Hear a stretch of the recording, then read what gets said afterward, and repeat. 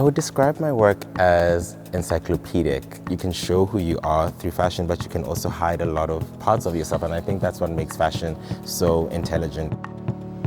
When I started the brand, I loved this idea of almost these relics that can be passed down from generation to generation, infused with all these stories, capturing key moments and people from South Africa and the continent at large. How I get inspiration is quite sporadic, but when I am very intentional, I love going to certain bookstores, whether it's something in science, whether it's something in sociology, whatever it may be. Like, I love taking things that are quite theoretical and breaking them down into an aesthetic you can quite easily understand.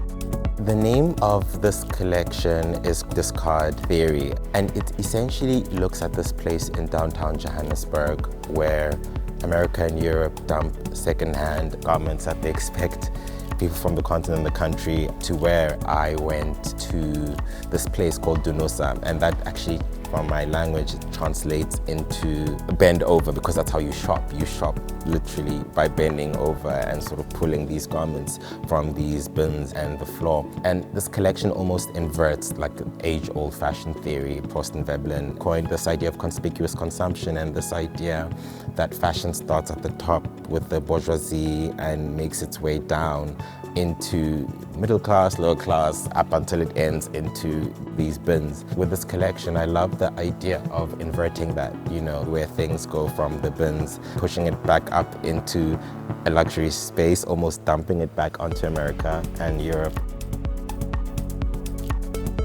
Two things can be true at once. Secondhand clothing that's thrown onto the continent has devastating environmental effects, but there's so many mini economies. A lot of people take these clothes, wash them, add a detail here and then, and create their own spin on it. It's not rare to go downtown and see a woman wear a shweshwe wrap skirt, and that fabric is normally reserved for really important events and ceremonies, but then pairing that with a Manchester United shirt, and it's very interesting. Two things that shouldn't be together, merging together. Places like Dunusa act as a nexus between local and global, and symbolize globalization, I think, in a lot of ways. After we visited Dunusa, I bought in a huge bag, much like that one, quite a lot of clothes that I then took to the studio, laid everything out and started analyzing certain details that I loved, certain proportions that I loved, certain colors that I was attracted to. It's quite an interesting, almost experimental way to go about creating the collection.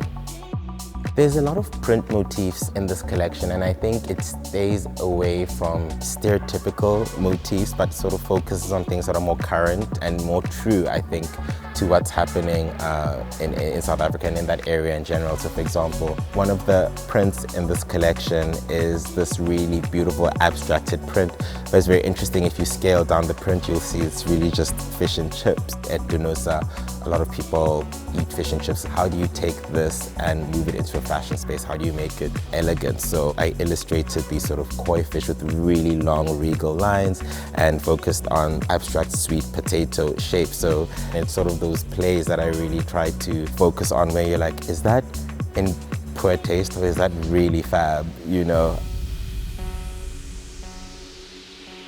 Another piece that I think beautifully captures the collection, it's this really beautiful bohemia style dress with a really elegant shape, but then on the front it's printed with this sort of denim jacket, belt, pants, almost like a sleazy look. You wouldn't put elegance and something sleazy together, but it creates a very interesting magic in that intersection.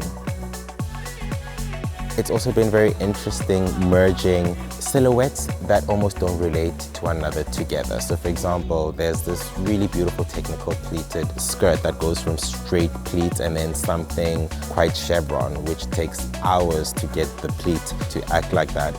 And that's paired with this bomber jacket that has press studs, storm flaps. Details from disparate worlds being put together creates a tension that exists in the look that keeps the eye sort of engaged.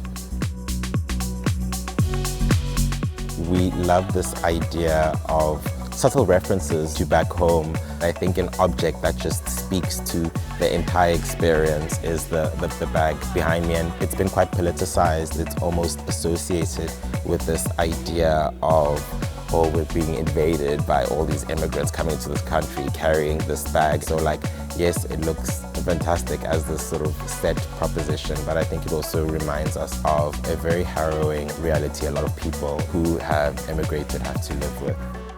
Such a different energy doing runway. Seeing models actually bring to life the clothes catwalk style, you really get to see the fabric move around the model, and that paired with the music, the makeup, and the energy of the room, I think makes for a really engaging event.